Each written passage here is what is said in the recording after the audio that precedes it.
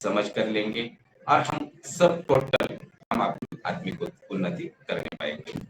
तो चलिए प्रभु के नाम से शुरू कर देते हैं।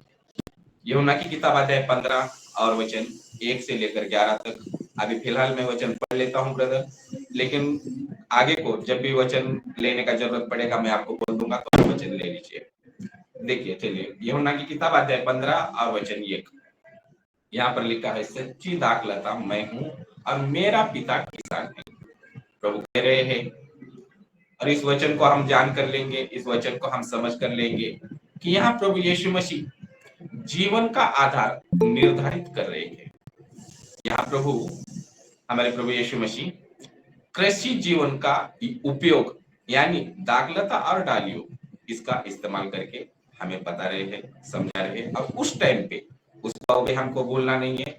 उस टाइम पे प्रभु के नजर में 12 चेले थे। आगे हम जान कर भी लेंगे और समझ कर भी लेंगे। अब यहाँ पर एक बात हमको जानकर लेनी है कि पुराने नियम के अंदर दाखलता का उपयोग सामान्यतः इजराइल के लिए किया जाता था। आप चाहो तो देख भी सकते हो, भजन संहिता की किताब अध्याय 80 और वचन 9 से लेकर 16 तक आप पढ़ सकते हो। लेकिन यशायाह की किताब अध्याय 5 और वचन 1 से लेकर 7 तक हम अभी फिलहाल पढ़ेंगे। ब्रदर आप वचन पढ़िए।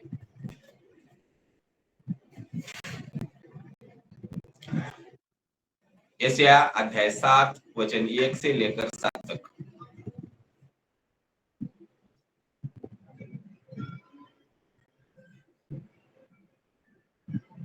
यशायाह अध्याय 5 वचन 1 से लेकर 7 तक। चलिए मैं निकाल लेता हूं फट से।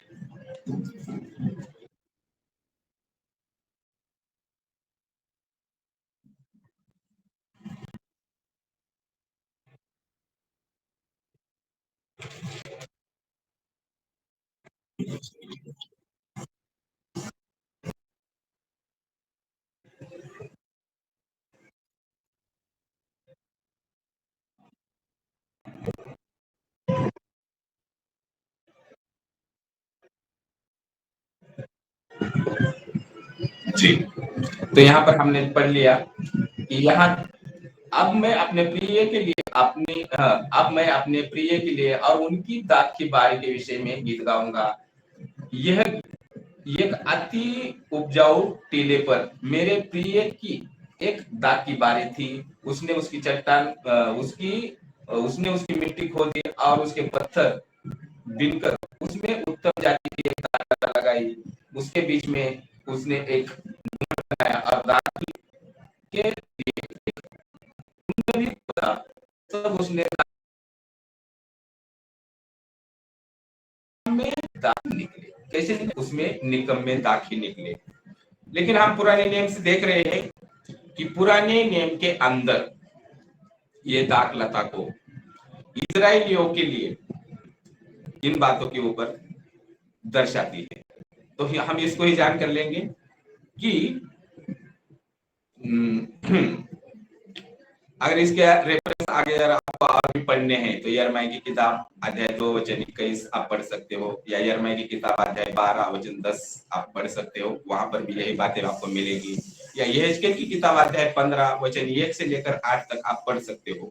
या यहेजकेल की किताब अध्याय 17 वचन 1 से लेकर 21 तक। या होशे की किताब अध्याय 10 वचन 1 और 2 आप पढ़ सकते हो। और यहाँ पर आप जान सकते हो कि पुराने नियम में दाखलता का उपयोग सामान्यतः इजराइल के लिए किया जाता था। लेकिन वह दाखलता खराब हो गई, इजराइल खराब हो गई और उसमें फल नहीं लगा। हम जानते हैं इन बातों को। जिसे परमेश्वर ने चाहा था वह झूठी और बेकार ठहरी। अब यहाँ पर यह कहकर कि प्रभु यीशु मसीह सच्ची दाखलता है, प्रभु यीशु मसीह सच्ची दाखलता है, इसमें प्रभु यीशु हमें ये सिखा रहे हैं या उस टाइम पे चेलों को सिखा रहे थे कि भ्रष्ट राष्ट्र नहीं किंतु वह स्वयं आत्मिक जीवन और फलवंत होने के स्तोत्र का या आधार यहाँ पर है। और इसमें खास बात हमें जानने के लिए सीखने के लिए मिलती है कि प्रभु यीशु ने विशेष रूप से खुद को सच्ची दाखलता, प्रभु यीशु मसीह ने खुद को सच्ची दाखलता और अपने पिता को किसान या दाखलता की देखभाल करने वाले के रूप में, कैसे देखभाल करने वाले के रूप में या प्रतीक के रूप में बताया है। तो ये बात वचन 1 के अंदर हमें मिलती है। अब हम चलेंगे वचन 2 के अंदर। तो वचन 1 से हमने क्या देखा कि प्रभु यीशु मसीह क्या कह रहे हैं कि सच्ची दाखलता मैं हूं, यानी कि प्रभु यीशु मसीह, और पिता को क्या दिखा रहे हैं, किसान को। पिता, यहाँ जो किसान पढ़ रहे हैं ये पिता को दर्शा रहा है, और यहाँ पर ये प्रतीक के रूप में प्रभु यीशु मसीह यहाँ पर बता रहे हैं। अब चलते हैं वचन 2 के अंदर, और वचन 2 में हम पढ़ते हैं कि जो डाली मुझ में है वह नहीं फलती उसे वह काट डालता है, और जो फलती है उसे वह छांटता ताकि और फले। देखिए, इस दृष्टांत का विषय विश्वासियों का फलवंत होना है। सुनिए आप गौर से, इस दृष्टांत का विषय है विश्वासियों का फलवंत होना, न कि उद्धार। इसको भी हमको जान कर देना है। लेकिन इन्हीं वचनों में, वचन 4, 5 और वचन 8 में प्रभु यीशु यहाँ उस परिभाषा, यानी कि उस फल की परिभाषा दे रहे हैं या देते हैं जिसे परमेश्वर चाहते हैं, जो बाइबल में दूसरों स्थानों के ऊपर भी हम देख सकते हैं। अगर आपको देखना है तो आप चाहो तो देख सकते हैं। मत्ती की किताब अध्याय 3 और वचन 8, रोमियो की किताब अध्याय 6 वचन 22, या तो ब्रदर आप निकालिए रोमियो की किताब अध्याय 6 वचन 22, पढ़िए वहां उसको जरा, ताकि हम उस करके आगे चले।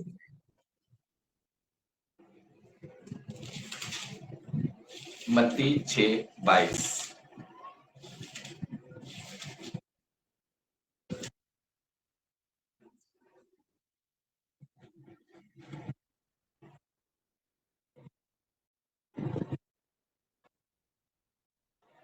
तो हम जिक्र पढ़ रहे हैं, वचन में हम पढ़ रहे हैं कि शरीर का दिया दाग आंख है, शरीर का दिया आंख है, इसलिए कि तेरी आंखें निर्मल हो तो तेरा सारा शरीर भी उजाला होगा।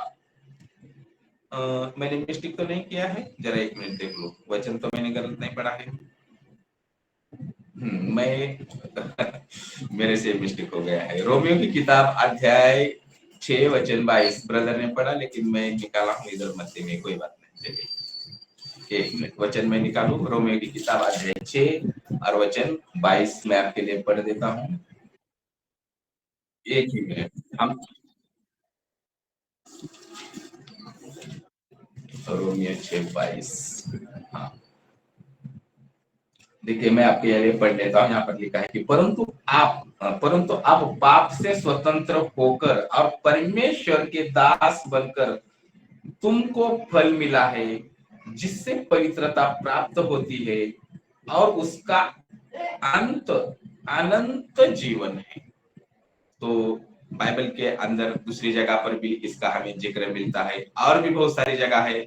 आप चाहो तो गलातियों की किताब अध्याय 5 वचन 22-23 आप पढ़ सकते हो। यूपीसीओ की पत्री अध्याय 2 वचन 9, या यूपीसीओ की फिलिपियों की पत्री अध्याय 1 वचन 11, इब्रानियों की पत्री अध्याय 6 वचन 7 से लेकर 11 तक, और नीति वचन पे भी मिलता है, नीति वचन 11 और वचन 30। तो बहुत से मसीह विश्वासी और सेवक कुछ बातों को सेवा को सफल कहते हैं या सफल कहते हैं, लेकिन वो घमंडी, बेईमान, अपवित्र, निर्दयी और शारीरिक है। प्रभु यीशु उनकी दिखने वाली सफलता को फल नहीं कहते हैं। खास बात, आज जगत में बहुत सारी बातें हम ऐसे देखते हैं। कहीं कहीं मिनिस्ट्री ज्यादा बढ़ जाती है तो उनमें घमंड आ जाता है, हम देखते हैं। उनमें अपवित्रता हमें दिखती है, निर्दयपन भी दिखता है, या कलीसिया को हम शारीरिक रूप में भी हम शारीरिक बातें उनके अंदर हम देखते हैं। लेकिन प्रभु यीशु मसीह इसे फल नहीं कह रहे। फल तो किसे कह रहे हैं इसको हम जानते हैं। तो जिस फल को परमेश्वर देखना चाहते हैं, जिस फल को परमेश्वर देखना चाहते हैं, वह है मसीह यीशु के समान बनते जाना। प्रभु यीशु मसीह के समान बनते जाना और उन्हीं के समान सेवा करना, प्रभु यीशु मसीह के समान। तो देखिए आप मत्ती, मरकुस, लूका, यूहन्ना, इसमें प्रभु यीशु मसीह ने कैसी सेवकाई की है आपको बहुत अच्छा उदाहरण मिल जाएगा। और आज की कलीसिया के इसमें अगर हम कंपेयर करेंगे इन बातों को, तो आजकल तो जगत में यही बातें चल रही है। और मेरे बहुत सारे भाई, मेरे बहुत सारी बहनें जानती है, तेल, पानी, रुमाल। और अभी मैं इतने टाइम जूम पे हूँ तो इसमें बोलने में कोई दिक्कत नहीं है। विजेंद्र सिंह को आप जानते होंगे, और वहां सिर्फ प्रार्थना अगर करवानी है या कोई बीमार है उसको चंगाई अगर चाहिए तो वो फीस कितनी लेते हैं ये जरा आप जान कर ले लो। अगर कोई भाई जानता है तो कोई बात है, अच्छी बात है, नहीं है तो ना जानो तो भी मेरे हमारे लिए तो बेहतर है। लेकिन जगत में ऐसी बातें हो रही है। प्रार्थना करने के लिए भी उनके पास इतनी मोटी तगड़ी फीस है, 25,000 के आगे ही, और उससे और भी बेहतर चाहते हैं तो 50,000 तक उनकी फीस है। चलिए वो विषय नहीं, इसके लिए मैं यही पे टाल दूं। लेकिन हम ये जानना है कि प्रभु यीशु मसीह की सेवकाई, जो हमारे प्रभु यीशु मसीह ने सेवकाई की है, पूरे 3.5 साल की ही उन्होंने सेवकाई की है, वो सेवकाई यहाँ पर उसकी बात प्रभु यीशु मसीह कर रहे हैं। और हम सबको भी उनके समान ही सेवकाई करनी चाहिए।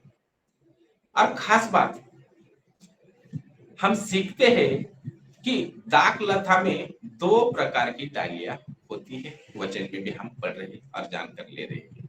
तो पहली डाली फल देने वाली डालियां, और दूसरी डाली फल न देने वाली डालियां।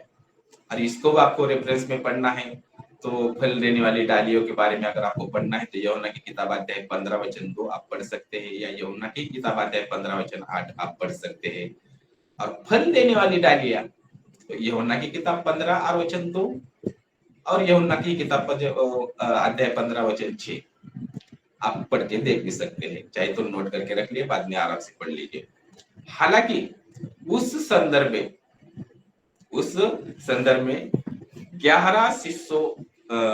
11 विश्वास योग्य शिष्यों पर ध्यान केंद्रित किया गया है प्रभु यीशु मसीह के द्वारा। कितने? 11। हालांकि वहां पर 12 है। मैं 12 ये नहीं इसलिए नहीं बोल रहा हूं क्योंकि उसके बारे में जिक्र अभी हम आगे पढ़ने वाले हैं। लेकिन अब यह सभी विश्वासियों को सभी युगों से शामिल करती है।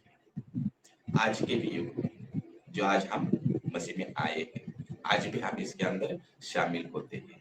सभी युगों में शामिल करते हैं। अब इसके अंदर 2 पॉइंट्स हम देखेंगे। पहला पॉइंट, जिन डालियों में फल नहीं लगते वे सच्चे विश्वासी, क्षमा करिए, जिन डालियों में फल लगते हैं वे सच्चे विश्वासी है जो चुने हुए लोगों को दर्शाती है।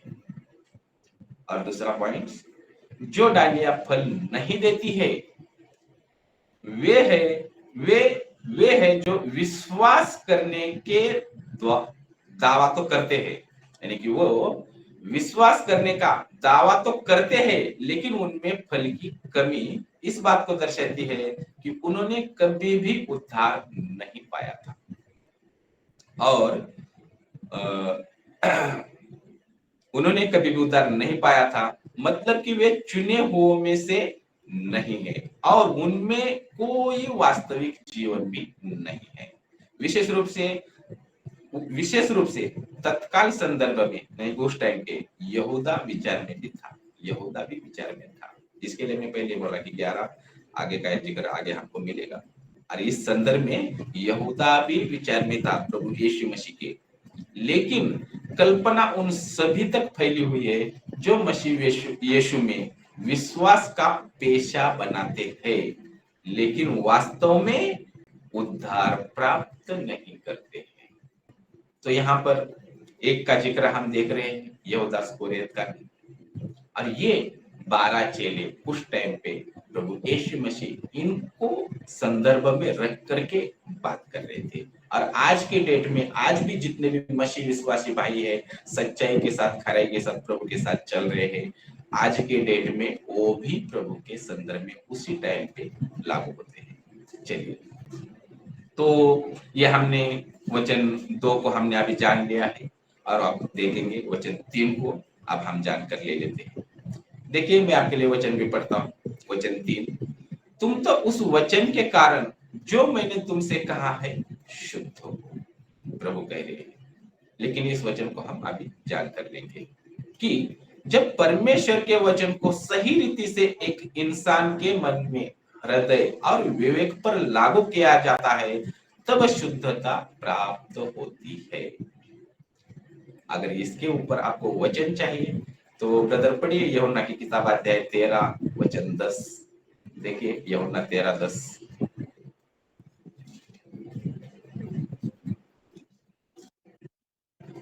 यूहन्ना 13:10।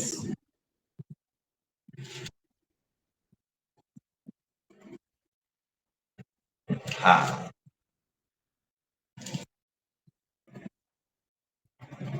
यस, मैं भी देख लेता हूँ उसको। और आगे आपको और रेफरेंस के लिए वचन चाहे तो आप नोट करके रख सकते हैं।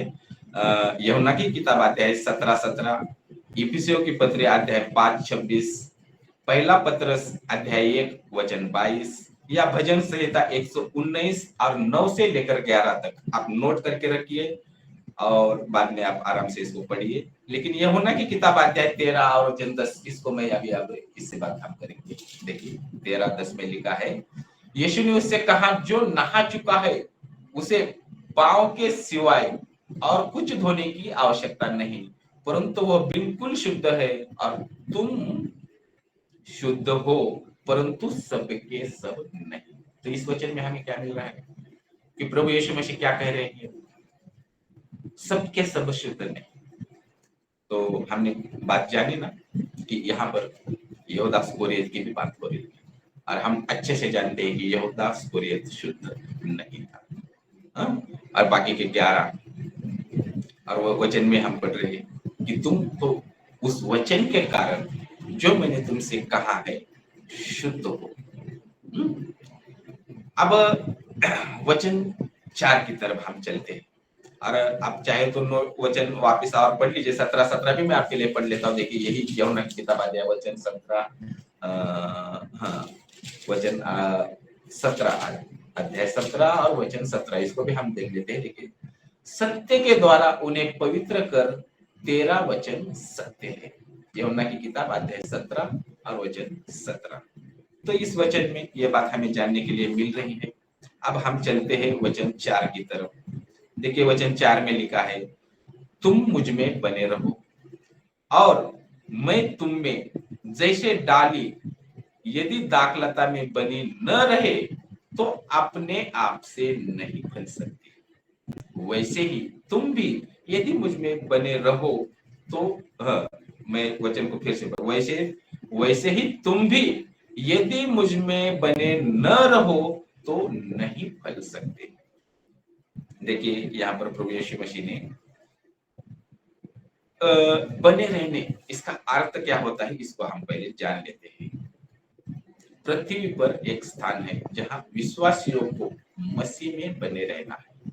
हमें जितने भी हम जगत में भाई है, मसीह भाई बहन, हमें किसमें बने रहना है? प्रभु यीशु मसीह में हमें बने रहना है। लेकिन इसके अंदर 5 पॉइंट्स है। इन 5 पॉइंट्स को हम देखेंगे और इसको हम जान कर लेते हैं कि जैसे भूमि में पौधे रहते हैं, जैसे और हम भी मसीह में जुड़े रहते हैं, इन वचनों से प्रकट होता है। इन वचनों को हम देखने वाले हैं और इसको तो जरा और गौर से देखेंगे ताकि हम और हमारे आत्मिक मजबूती उन्नति होने पाए। कि पहला पॉइंट कि जैसे भूमि में पौधे रहते हैं वैसे ही उनके प्रेम की भूमि में हम मसीह विश्वासियों को बने रहना है। लेकिन प्रभु यीशु मसीह के नजर में कितने हैं? 11 चेले। हमको इस वचन को नहीं मिस करना है। प्रभु किससे बात कर रहे हैं?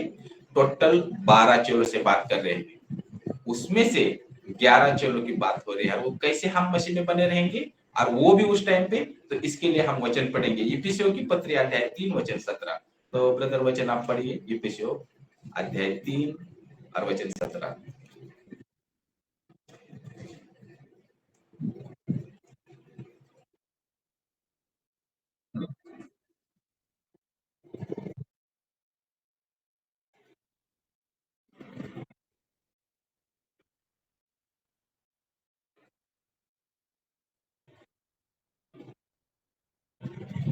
ओके ओके, हमको वचन 17 ही पढ़ना था, आपने पढ़ दिया, प्रभु को धन्यवाद।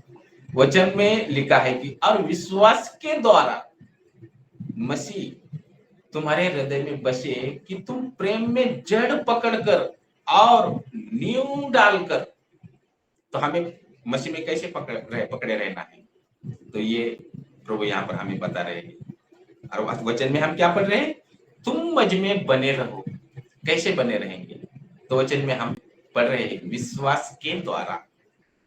प्रभु यीशु मसीह के हम ऊपर जो विश्वास करके आए हैं, उस विश्वास के द्वारा हम जड़ पकड़ के रहना है। उस टाइम पे जितने चेले थे प्रभु की नजर में 11, उनको प्रभु ये बातें सिखा रहे हैं, और आज हमारे ऊपर भी लागू होती है। हाँ? तो कैसे हम विश्वास में बने रहेंगे, जड़ पकड़ कर, तो वचन हमने पढ़ लिया इफिसियों 3:17। अब हम दूसरी बात देखते हैं कि उनकी देह के सदस्य के रूप में हम प्रभु के साथ जड़ पकड़ कर रह सकते हैं। और उस टाइम के बातों को उनको हमको मिस नहीं करना है, ये अपने माइंड में से बातें निकलने ही नहीं देना है, कि हम बात जान रहे हैं। प्रभु यीशु मसीह ये जो वचन बता रहे हैं, 12 चेलों को बता रहे हैं, इनको हमको नहीं मिस करना है। आज हमारे ऊपर भी बात लागू होती है, तो हम भी, और उस टाइम के वो भी 11 चेलों बोलो तो कोई दिक्कत नहीं, क्योंकि योदास कोरे तो बाजू निकल गया बाद में। तो उनकी देह के सदस्यों के रूप में, अगर ये बात आपको अगर पढ़नी है, तो पहला कुरिन्थियों अध्याय 12 और वचन 12 और 13 पढ़िए ब्रदर। पहला कुरिन्थियों अध्याय 12 और वचन 12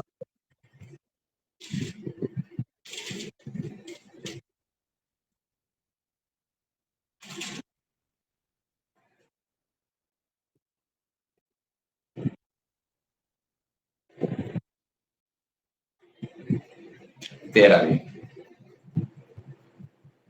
ओके चलिए, कोई बात।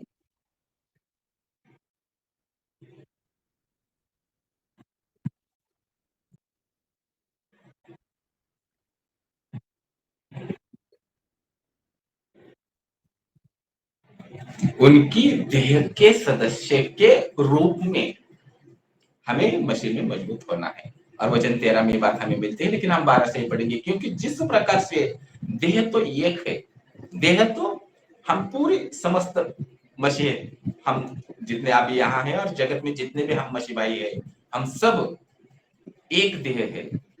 तो एक है, और उसके अंग बहुत से है जो जगत में फैले हुए हैं, और उस एक देह के बस उस और उस एक देह के बस अंग बहुत होने पर भी सब मिलकर एक ही देह है, सब मिलकर एक ही देह है। उसी प्रकार मसीह भी है। और हमको जो बात पढ़नी है, क्योंकि हम सब ने, क्या यहूदी क्या यूनानी, क्या दास हो या क्या स्वतंत्र, एक ही आत्मा के द्वारा एक देह होने के लिए बपतिस्मा लिया, और हम सबको एक ही आत्मा पिलाया। तो हम वचन में क्या पढ़ रहे हैं, एक देह होने के लिए, और हमको मसीह में उसकी देह के रूप में मसीह में हमको मजबूती पकड़नी है। ये प्रभु यहाँ पर हम उस टाइम पे उन चेलों को सिखा रहे थे, आज हमारे ऊपर भी बात लागू होती है। अब देखते हैं तीसरा पॉइंट, उनके मंदिर में पत्थर के समान हमको मजबूत जुड़े रहना है प्रभु के साथ। अगर इसका भी वचन आपको पढ़ना है, तो इफिसियों की पत्री अध्याय 2 वचन 20 और 22 आप पढ़ सकते हैं। इफिसियों अध्याय 2 पढ़िए। इफिसियों की पत्री अध्याय 2 वचन 20 और 22।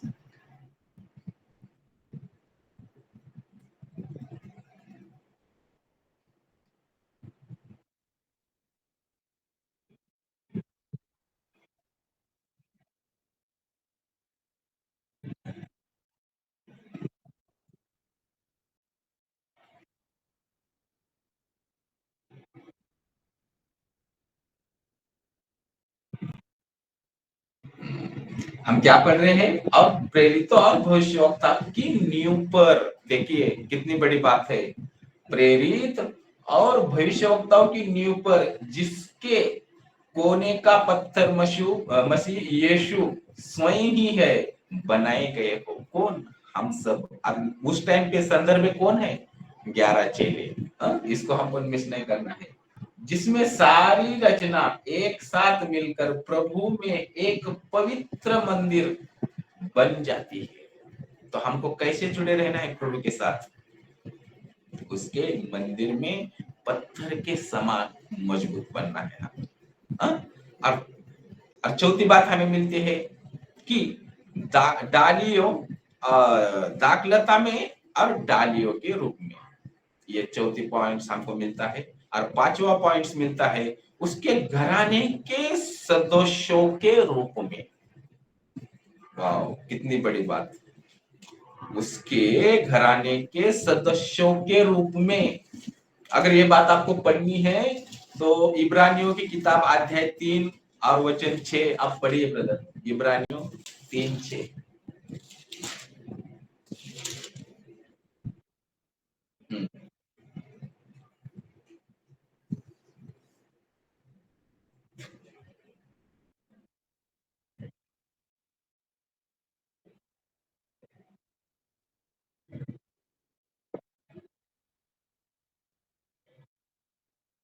यस, देखिए वचन में लिखा है कि परंतु मसीह पुत्र के समान परमेश्वर के घर का अधिकारी है, और उसका घर कौन है?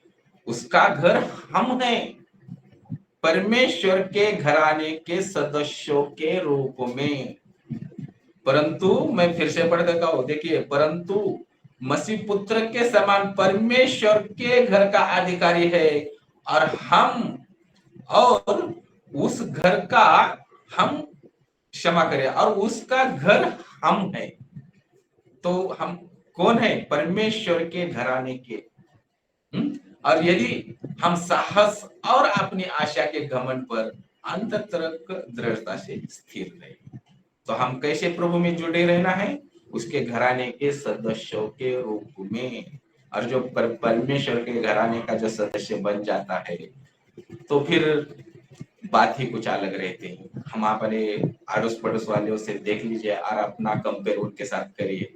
उनका चाल चलन क्या है, हमारा चाल चलन क्या है। हमारे खुद के ही भाइयों के साथ देखिए, उनका रहन सहन कैसा है, हमारा रहन सहन कैसा है, हम कैसा जीवन जी रहे हैं, वो कैसा जीवन जी रहे, इससे आप थोड़ा सा कंपेयर करके देख सकते हैं। लेकिन इस वचन में और भी लगभग 11 पॉइंट्स है, और इन 11 पॉइंट्स को हम देखेंगे। और यहाँ से आगे जरूरत और समय स्पीड में चलूंगा, क्योंकि हमको समय को भी देखना है। पहला पॉइंट, वह विश्वासियों से कहते हैं कि उनमें बने रहे। इसका अर्थ यह है कि वह चाहते हैं कि लोग अपनी स्वतंत्रता को जाने। यह विश्वासी जानबूझकर और अपनी इच्छा से करते हैं ना। हम विश्वासी अपनी इच्छा से करते हैं। दूसरा पॉइंट हमें यह मिलता है कि वे कठपुतली नहीं है। हम जितने भी मसीह भाई या जो संदर्भ में उस टाइम पे जो 11 चेले हैं, उनको भी हम सब भूले नहीं। परमेश्वर चाहते हैं कि वे अपने मसीह होने के दावे में, अपने मन और इच्छा का उपयोग करें। तो हमको इच्छा भी है, और हम स्वयं खुद की इच्छा से प्रभु के पीछे चलते हैं। ये भी बात यहाँ पर प्रकट होती है। तीसरी बात प्रकट होती है, आत्मिक जीवन यानी कि आत्मिक जीवन खुद, यानी कि स्वतः, यानी कि खुद चलने वाला जीवन है, स्वयं चलने वाला जीवन है, लेकिन गतिशील और सक्रिय जीवन, यह हम अच्छे से जानते हैं। चौथा पॉइंट हमें यह मिलता है, ये मसीह जीवन, ये मसीह और उसके लोगों के बीच पारस्परिक दबाव का जीवन नहीं है, किंतु पारस्परिक प्रेम का जीवन है, आपसी प्रेम का जीवन है। आप ऐसा भी समझ सकते हैं। पांचवा पॉइंट ये मिलता है, विश्वासी मसीह में है और उनमें बने रहते हैं क्योंकि वे ऐसा चाहते हैं, क्योंकि वे ऐसा चाहते हैं। और हम जानते हैं इन बातों की। विश्वासी क्या कहते हैं, करते हैं, विश्वासी मसीह में है और उसमें बने रहते हैं, प्रभु यीशु में, इस मसीह में बने रहते हैं क्योंकि वे ऐसा चाहते हैं और हम भी चाहते हैं और वो भी चाह रहे थे, 11 चेले भी। सातवां पॉइंट हमें ये मिलता है कि प्रभु यीशु ने उन्हें चुना और प्रभु यीशु मसीह ने उनको चुना और उनकी मानने के लिए विश्वासी खुद फैसला करते हैं। प्रभु यीशु मसीह ने भी चेलों से कहा, क्या तुम भी मुझे छोड़कर जाना चाहते हो? तो हम इसका उत्तर जानते हैं। क्या कहा चेलों ने? और कि हे प्रभु, हम तुझे छोड़कर कहाँ जाए? अनंत जीवन की बातें तो तेरे पास है। ये आगे की बातें। सातवां पॉइंट हमें ये मिलता है कि प्रभु यीशु ने उन्हें चुना और उनकी मानने के लिए, सातवां हमें देख लिया, आठवां देखना है। आठवां पॉइंट हमें ये मिलता है कि वे उनसे प्रेम करते हैं। 11 चेले को भूलना नहीं है और आज भी हम करते हैं। उनकी आजादी उन्हें मसीह को छोड़ने को नहीं, पर उन्हें उनमें बने रहने के लिए प्रेरित करती है। आज हमें करती है, उस टाइम पे उन 11 चेलों को प्रेरित करती थी। और 9वां पॉइंट हमें ये मिलता है कि जिस प्रकार लोगों ने किया, अगर आपको कैसा किया, अगर ये बात अगर आपको पढ़नी है तो यूहन्ना की किताब अध्याय 6 वचन 67 से लेकर 68 तक आप पढ़ सकते हैं और उस बात को आप जानकर ले सकते हैं। और जिस प्रकार उन लोगों ने किया, उसी तरह प्रभु यीशु के शिष्य भी उन्हें छोड़कर जा सकते थे, किंतु उन्हें ऐसा, यानी कि उन्होंने ऐसा नहीं किया। वह उनके जीवन में परमेश्वर का काम था। किनके? उन चेलों के जीवन में किसका काम था? परमेश्वर का काम था। जिसने उनके मन में प्रभु यीशु मसीह को छोड़ने का निर्णय नहीं डाला था। यानी कि प्रभु यीशु मसीह को छोड़कर नहीं जाना है, ये निर्णय किसने डाला था? पिता परमेश्वर ने ही डाला था। अगर बात आपको जाननी और पढ़नी है तो फिलिपियों की पत्री अध्याय 1 वचन 6 आप पढ़ सकते हो, चाहे तो नोट करके लिख रख लीजिए। फिलिपियों 1:6, फिलिपियों की पत्री अध्याय 2 वचन 12 और 13 आप नोट करके रखिए, आराम से पढ़िए। और 10वीं बात मिलती है, जो कुछ परमेश्वर ने उन लोगों में किया वह सभी विश्वासियों में करते हैं। यानी कि जो कुछ परमेश्वर ने उन लोगों में किया वह सभी विश्वासियों में करते हैं। और 11वां पॉइंट हमें यही मिलता है कि यूहन्ना की किताब पहला यूहन्ना अध्याय 2 और वचन 24 में यह बात प्रकट भी होती है, चाहे तो आप पढ़कर देख सकते हो कि हम मसीह में बने रहने के लिए निश्चय करते हैं या कर सकते हैं। हमें यह सत्य अपने भीतर रखना चाहिए और उस बात पर विश्वास करना चाहिए जो परमेश्वर ने प्रकट की है। ये बातें इस वचन के अंदर हमें इतनी सारी देखने के लिए मिलती है। मैं टाइम को भी देखूंगा, आज थोड़ा सा लेट भी हो जाए तो कोई दिक्कत नहीं, थोड़ा सा 5-10 मिनट आगे जाए तो प्रभु की बातें हैं, जान कर लीजिए, समझ कर लीजिए। इनमें ही ज्यादा बातें थी जो हमने देख ली है। आगे के वचन हम देखेंगे और जान कर लेंगे। और आप सुनकर ले रहे हैं, इसके लिए मैं प्रभु का धन्यवाद देता हूँ। जितने भी भाई अभी इतने टाइम सुन रहे हैं, जितने बहनें इतने टाइम सुन रही है, प्रभु को महिमा मिले इन बातों के लिए। चलिए वचन 5 में पढ़ लेता हूँ। और वचन 5 में लिखा है, मैं दाखलता हूँ, तुम डालिया हो। जो मुझ में बने रहता है और मैं उनमें बहुत, क्षमा करिए, मैं फिर से पढ़ लेता हूँ। वचन को ढंग से भी पढ़ना बहुत जरूरी रहता है दोस्तों, तो वचन पढ़ते वक्त मिस्टेक भी नहीं होना चाहिए। मैं दाखलता हूँ, तुम डालिया हो। जो मुझ में बना रहता है और मैं उसमें, वह बहुत फल फलता है, क्योंकि मुझसे अलग होकर तुम कुछ भी नहीं कर सकते। प्रभु यीशु मसीह चेलों को कह रहे हैं, 11 चेलों को, तुम मुझसे अलग होकर कुछ भी नहीं कर सकते। इस वचन को हम जानकर लेंगे। जो मुझ में बना रहता है और मैं उसमें, वो बहुत फल फलता है, बहुत फल फलता है। ऐसा होगा क्योंकि प्रभु यीशु मसीह, क्योंकि प्रभु यीशु मसीह का जीवन और सामर्थ उनमें से कुछ तो मिस्टेक कर दिया है, चलो कोई बात नहीं। लेकिन इस वचन में हमें ये बात पढ़ने के लिए मिल रहा है, जो मुझ में बना रहता है और मैं उसमें वो बहुत फल फलता है, क्योंकि प्रभु यीशु मसीह का जीवन और सामर्थ उनमें से ही बहती जाती है या बहेगी, ऐसा भी हम बोल सकते हैं, कोई बात नहीं। लेकिन हमको यहाँ पर जानकर लेना, खास बात क्या जानकर लेना है कि बिना प्रभु यीशु मसीह में बने हुए यदि हम उनकी सेवा का प्रयास करें, देखिए गहरी बात है कि प्रभु यीशु मसीह के अंदर बगैर जुड़े बिना सेवा करने का यदि हम प्रयास करें तो इसका परमेश्वर की नजर में कुछ भी मूल्य न होगा। देखिए बहुत बड़ी बात है, चाहे बहुत कार्य किया जाए और सफलता दिखने भी लगे, तो भी यदि हम परमेश्वर प्रभु यीशु में जुड़े नहीं रहे तो इसका कुछ भी मूल्य नहीं। और खास बात क्या जानने के लिए मिलते हैं, मुझसे अलग होकर तुम कुछ भी नहीं कर सकते, प्रभु ने कहा है। और 11 चेलों को कहा है कुछ भी नहीं का अर्थ क्या होता है कि वह सब कुछ जो सचमुच में आत्मिक नहीं है, और यह ऐसा पल है जिसे परमेश्वर नहीं चाहते, जो प्रभु यीशु मसीह से दूर होकर कोई काम करे, जिसका कोई महत्व भी नहीं है, क्योंकि यह मसीह में नहीं किया जाता है, न उनके जीवन का इसमें कोई बहाव भी है।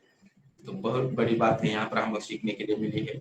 आप चलते हैं हम वचन 6 की तरफ, और मैं आपके लिए वचन 6 पढ़ लेता हूँ। देखिए, और यहाँ पर लिखा है कि यदि कोई मुझ में बना रहे तो वह डाली के समान फेंक दिया जाता और सूख जाता है, और लोग उसे बटोर कर आग में झोंक देते हैं और वे जल जाते। पास्टर जी, जो नहीं बना रहता वो आग में डाला जाता है, जो बना रहता वो नहीं। ध्यान से पढ़िए। वचन में मैंने मिस्टेक तो किया है नहीं नोट करने में। चलिए मैं वापस फिर से पढ़ लेता हूँ, देखता हूँ। देखिए, और अभी फिर से मैं पढ़ लेता हूँ। देखिए, मैंने जब नोट करके रखा तो मिस्टेक तो नहीं है, लेकिन फिर भी मैं वापस फिर से पढ़ देता हूँ कि यदि कोई मुझ में बना न रहे तो वह डाली के समान फेंक दिया जाता है, ऐसा ही अभी और सही है। सूख जाता है, और लोग उन्हें बटोर कर आग में झोंक देते हैं और वे जल जाते हैं। करेक्ट। अभी इसको हम इस वचन को जान कर लेते हैं। देखिए, यहाँ उन डालियों के विषय में बात की जा रही है जो दाखलता में से काट डाली जाती है। वह ये नहीं कहता है कि कुछ विश्वासी उनमें नहीं बने रहेंगे, नहीं बने रहने के कारण नरक की आग में डाले जाएंगे, ऐसा नहीं कह रहे यहाँ पर प्रभु यीशु मसीह। वह तो यहूदा इस्करियोत जैसे अविश्वासियों का भविष्य है। ये जो 11 दूसरे चेले हैं उनका भविष्य ये नहीं है, विश्वासियों का नहीं है, यह हमने देख लिया। और इसमें खास बात क्या है कि यदि कोई विश्वासी डरता है, कोई भी विश्वासी, या उस टाइम के 11 चेले, उनको नजर में हमको बोलना नहीं इन बात को, यदि कोई विश्वासी डरता है कि ऐसा उसके साथ न हो जाए, तो अपने प्रभु यीशु मसीह द्वारा सिखाए गए सभी सत्य को पकड़कर उसमें बने रहना चाहिए, तब वह निश्चय ही नाश नहीं किया जाएगा। तो ये बात यहाँ पर प्रभु बता रहे हैं वचन 6 के अंदर। अब हम देखते हैं वचन 7। वचन 7 में लिखा है, यदि तुम मुझ में बने रहो और मेरी बातें तुम में बनी रहे तो जो चाहो मांगो और वह तुम्हारे लिए हो जाएगा। अब इस वचन को आपने बहुत सारे भाइयों के मुंह से सुना होगा लेकिन यहाँ पर प्रभु यीशु मसीह क्या बताना चाह रहे हैं, हम इस वचन को हम जान कर लेंगे और इस वचन को हम समझ कर लेंगे। यहाँ प्रभु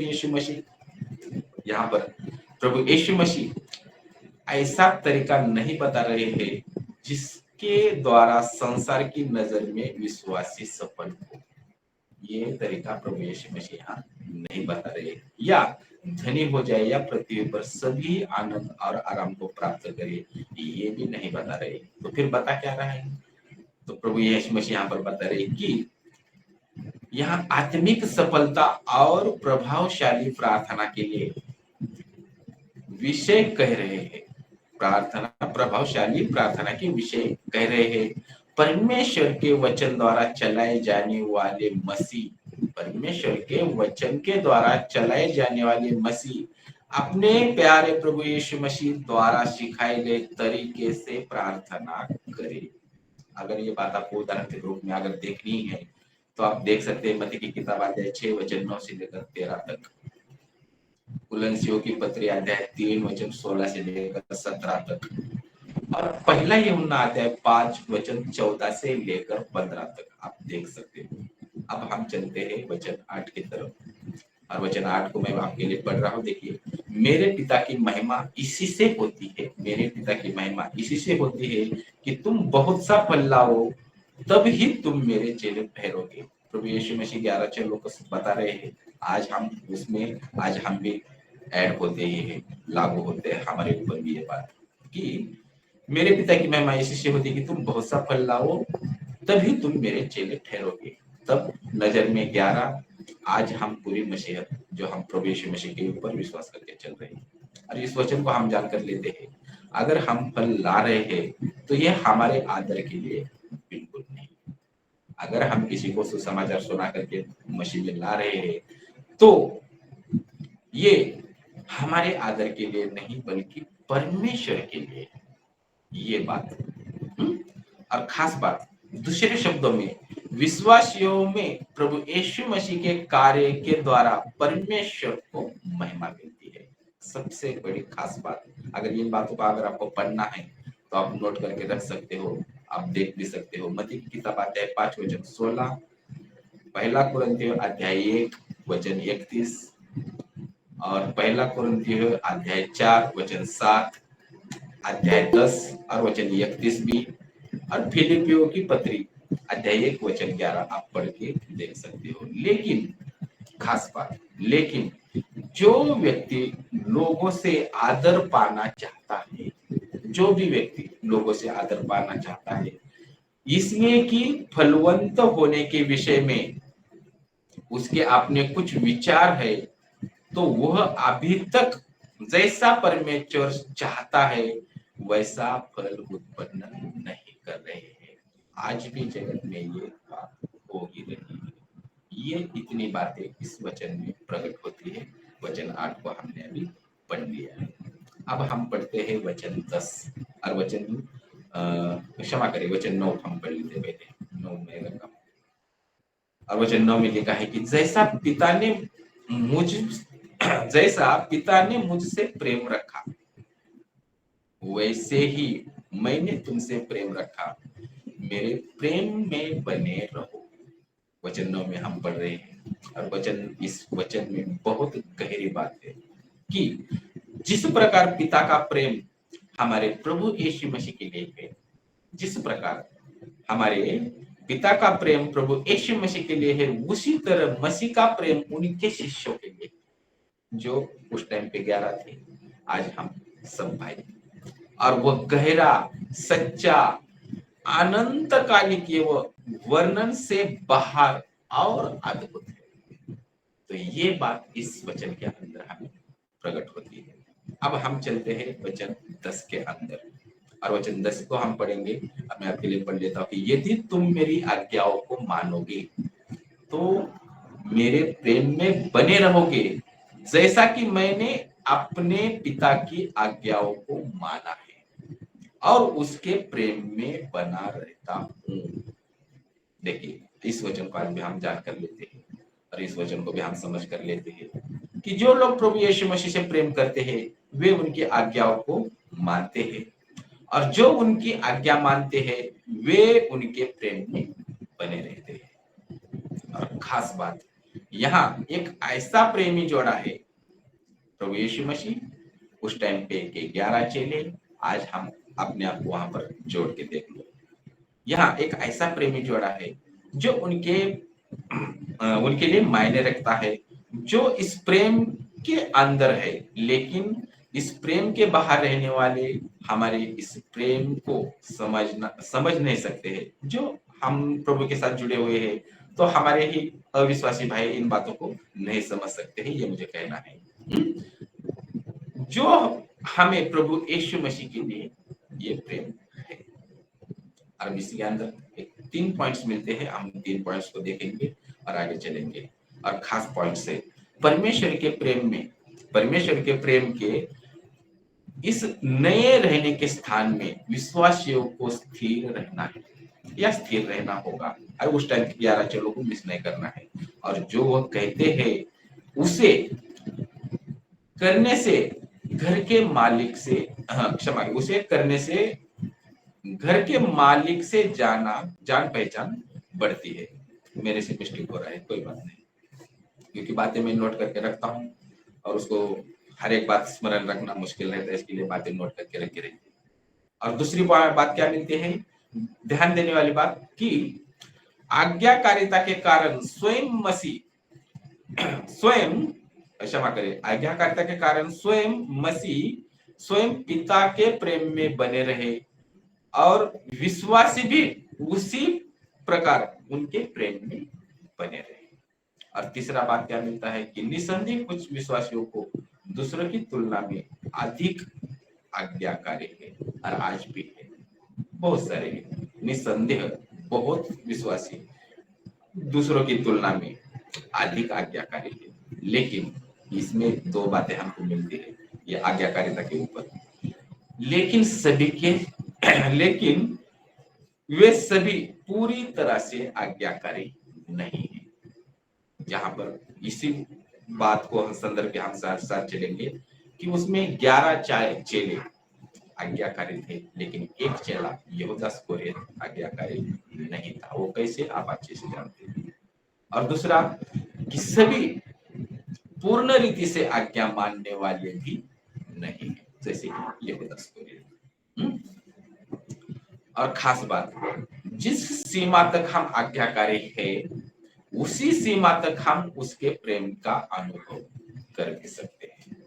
अब ये वचन 10 के अंदर हमने देखा, अब हम देखेंगे वचन 11, और हम एंड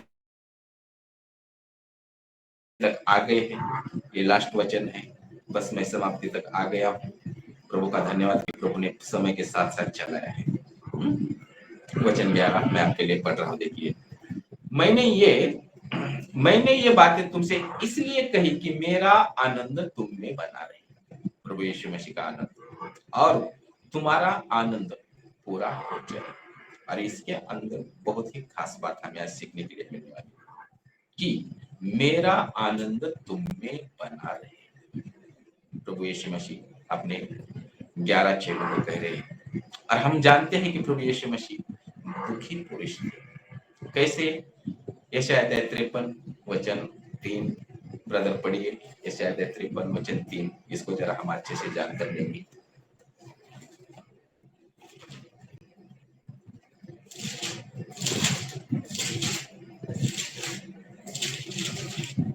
यशायाह अध्याय 53, शायद ब्रदर सुन नहीं पा रहे, मैं आपके लिए मैं ही खुद पढ़ लेता हूँ।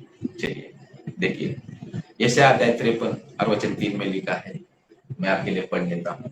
वह तुच्छ जाना जाता और मनुष्यों का त्यागा हुआ था। वह दुखी पुरुष था, रोगों से उसकी जान पहचान थी, और लोग उससे मुंह फेरते थे।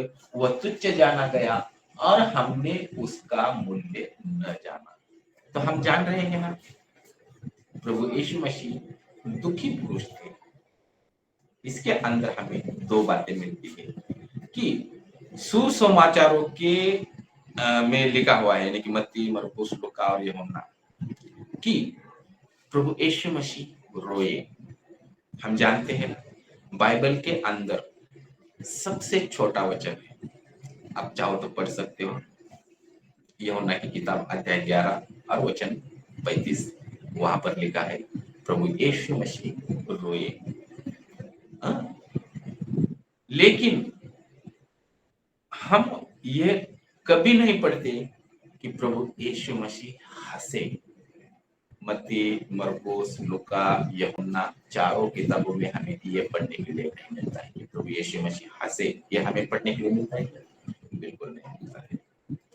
और दूसरी बात, क्या उनके पास आनंद था?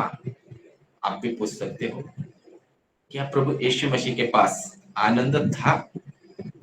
तो इसका जवाब है बिल्कुल हाँ, प्रभु यीशु मसीह के पास आनंद था।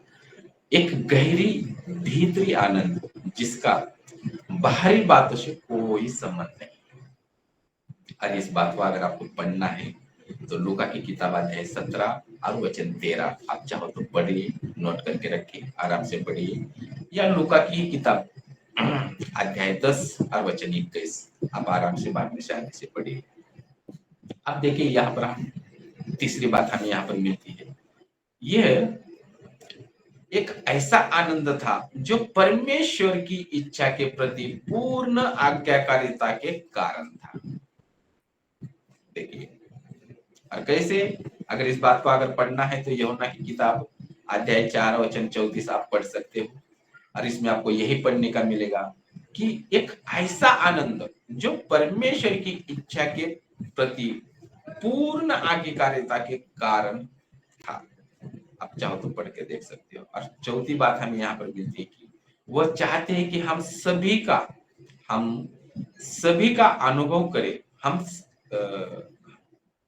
वह चाहते हैं प्रभु यीशु मसीह कि हम सभी इसका अनुभव करें।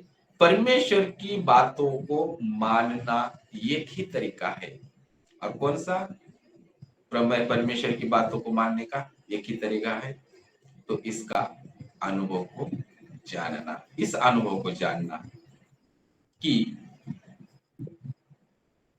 जो वचन में हम पढ़ रहे कि मैंने ये बातें तुमसे इसलिए नहीं कि मेरा आनंद तुम में बना रहे, क्षमा करे, कि मेरा आनंद तुम में बना रहे और तुम्हारा आनंद पूरा हो जाए। तो ये बात।